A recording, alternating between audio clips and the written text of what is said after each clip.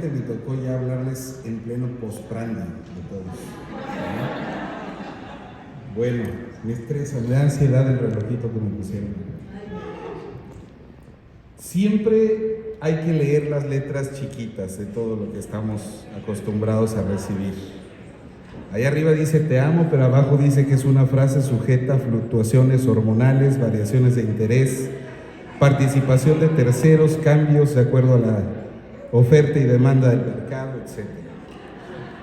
Y para eso estamos aquí hoy, para hablar de las letras chiquitas en el tratamiento desde el punto de vista de la neurociencia. Muchas gracias.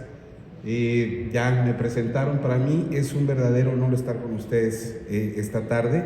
Es la tercera vez que puedo pisar y hablar con la gente de Punta Cana, y la verdad que cada vez que vengo me enamoro más y más de la gente de República Dominicana. Estoy muy agradecido con ustedes.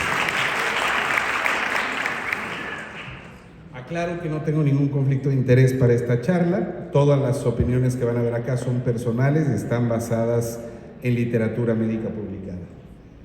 La salud mental es el estado de bienestar en el cual el individuo es consciente de sus propias capacidades y puede con ellas afrontar las tensiones normales de la vida, puede trabajar de forma productiva, fructífera y es capaz de hacer una contribución a su comunidad.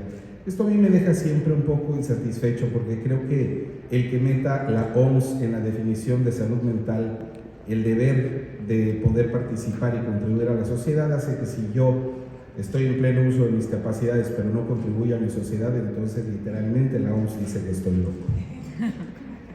En realidad la mejor definición es esta: es el bienestar que una persona experimenta como resultado de su buen funcionamiento en aspectos cognitivos, afectivos y conductuales, y en última instancia el despliegue óptimo de sus potencialidades individuales para la convivencia, el trabajo y la recreación.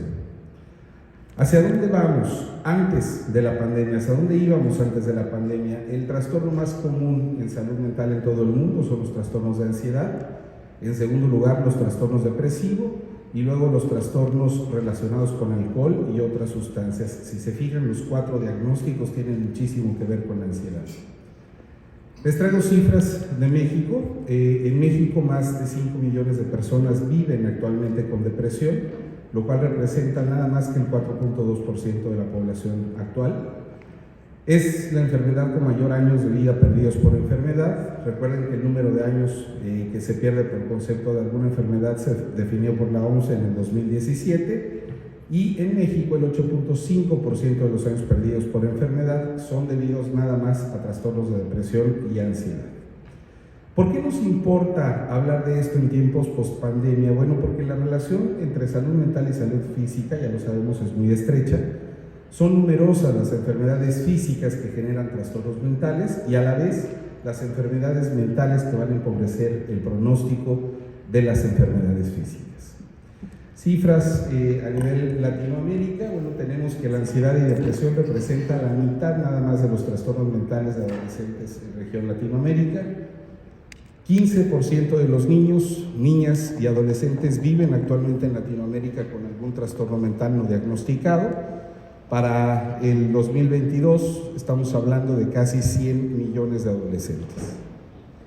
10 adolescentes mueren cada día por suicidio en Latinoamérica, y el suicidio es la tercera causa de muerte entre los adolescentes de 15 a 19 años. 27% de las y los jóvenes de Latinoamérica sintió ansiedad durante la pandemia, y los gobiernos de la región en respuesta solo destinan alrededor del 1.8% del gasto general en salud a atender la salud mental. Hay muchísimos reportes ya publicados acerca de las consecuencias que tuvo la pandemia del COVID-19 en la salud mental. Yo como psiquiatra les puedo decir que cambió el panorama de la salud mental en todo el mundo. Realmente todas las estadísticas demuestran que los trastornos de salud mental se ven incrementados en un porcentaje muy importante en la época post-pandemia. Todavía no tenemos cifras contundentes de qué tanto va a ser el aumento de los diagnósticos, pero los psiquiatras están literalmente vueltos locos ahora de trabajo, porque hay una demanda tremenda de problemas de insomnio, de ansiedad, de comer compulsivo, de atracones, de angustia, en fin. En conclusión de todos los artículos revisados, lo que les puedo adelantar es que se ha demostrado que las mujeres han sufrido un impacto mayor en cuestión de salud mental con respecto a los varones. Las principales preocupaciones se relacionan con temas económicos, con incertidumbre sobre el futuro.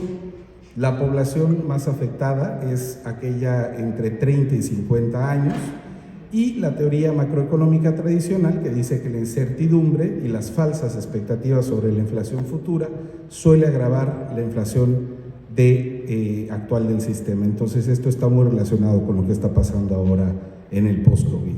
Aquí tenemos una gráfica donde podemos ver que efectivamente la población más afectada está entre los 30 y los 40 años. Tener especial atención a poblaciones de alto riesgo. La población médica fue de las más impactadas, sobre todo aquellos médicos que estuvieron en el primer cuadro de atención durante la pandemia, están presentando datos de ansiedad, depresión y estrés postraumático agudo y crónico muy altas.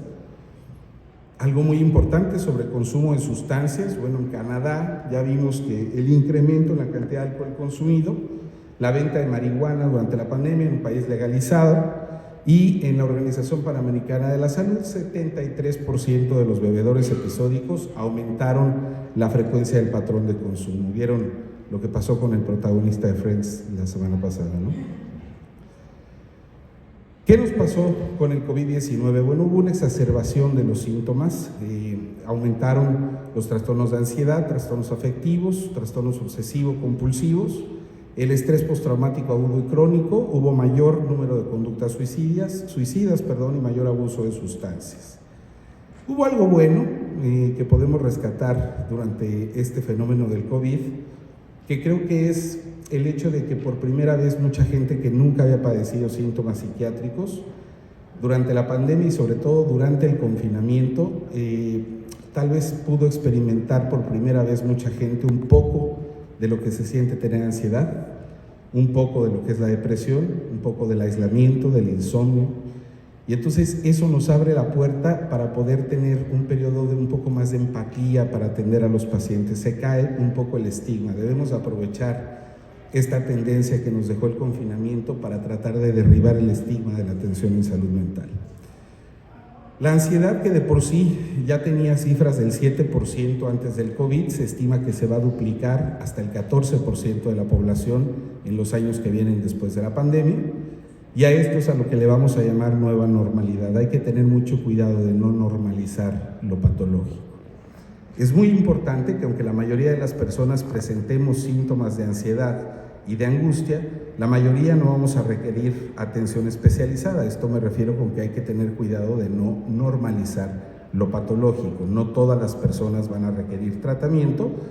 En las personas que ya padecían alguno de estos trastornos, hay probabilidad de que se exacerben los síntomas durante y después del confinamiento. En México estamos teniendo, no sé cómo estén acá, pero en México, además de todo, estamos teniendo un problema de desabasto importante de medicamentos de especialidad. Entonces tenemos otro problema, que es la falta de fármacos como estabilizadores del ánimo, benzodiazepinas, tratamiento para el TDAH, que están muy restringidos ahora en México.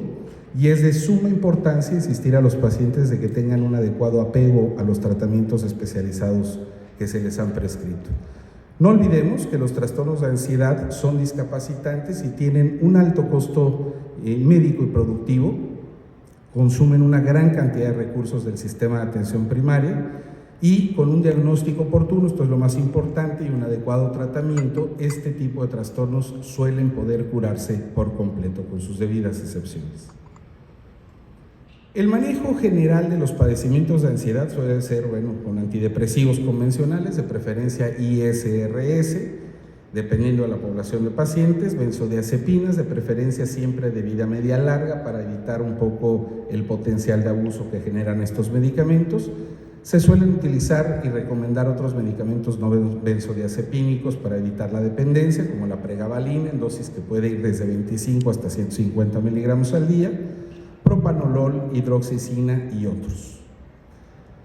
La otra pandemia del siglo XXI, yo siempre en estas charlas suelo hacer mucho hincapié en que el COVID-19 fue un fenómeno tripandémico, porque cruzó los cables de dos pandemias que ya existían, que era la pandemia de salud mental, la pandemia de la obesidad, y luego vino el bicho a hacernos la maldad y cruzó un fenómeno que pocas veces habíamos experimentado, que es esta pandemia que nos deja unas consecuencias de cambios en la atención de la salud metabólica, la atención de la salud mental y por supuesto en epidemiología de aquí en adelante. ¿Qué fue lo que pasó? Ustedes en su experiencia se dieron cuenta de que durante la pandemia hubo un poquito de mala alimentación de las personas, ¿no? Cambió la dieta de la mayoría de las personas. Se vienen kilos difíciles, está muy relacionado la ansiedad a la mala nutrición de las personas y sin embargo estos son los momentos en los que más ansiedad ha sentido la población. Se asocia el hambre que se vivió durante la cuarentena, el comer emocional, los fenómenos de diagnósticos de trastorno por atracón, una asociación del incremento del apetito, particularmente por carbohidratos, como parte del cuadro clínico de la ansiedad. Hay factores en el cerebro que se asocian a la estimulación del apetito por carbohidratos, entre ellos diferencias incluso neurobiológicas entre el cerebro masculino y el cerebro femenino. Ustedes saben que los receptores a los sabores dulces están ubicados en el 30% de los receptores que están en la región anterior de la lengua. Las mujeres tienen hasta el 90% más de receptores a sabores dulces en la punta de la lengua que los hombres. Por eso, si ustedes quieren tener un detalle lindo con una dama, le tienen que regalar una caja de chocolate. Pero si ustedes, las damas, le regalan un chocolate al galán, lo más probable es que se lo guarde en la bolsa y diga, luego me lo como. ¿Sí? No existe la misma apetencia por cosas dulces en los varones que en las mujeres. Y durante la depresión hay disminución de la actividad de estos receptores, se vuelve más resistente la percepción del sabor dulce. Por eso durante la depresión pueden incrementar los consumos de carbohidratos y de cosas dulces, y es cuando viene esta escena del galón de helado durante la ruptura amorosa, ¿no? Hay una frase que me gusta mucho, son pocas las que me gustan de Freud, yo no soy freudiano. Pero hay una frase que me gusta mucho que dice, la suerte como tal no existe, decía Freud. Es el resultado de fenómenos inconscientes que echamos a andar para premiarnos o castigarnos por nuestras acciones nosotros mismos. Luego vino Jung, Carl Gustav Jung, la puso más elegante, pero dijo lo mismo. Mientras el inconsciente siga sin ser consciente, el subconsciente gobernará tu vida y tú lo llamarás destino. Y luego vine yo en mis 5 minutos de lucidez, y se me ocurrió ponerles algo más esotérico para que esté más divertido. Fíjense bien, esto es muy interesante. La atención es el conjuro más poderoso para atraer la buena suerte. Las distracciones son el maleficio más terrible para provocar mala suerte y el sentido común es sin duda el mejor amuleto. ¿Qué quiero decir con esto? Quiero decir que el mundo está puesto y servido para las personas que están atentas a la vida.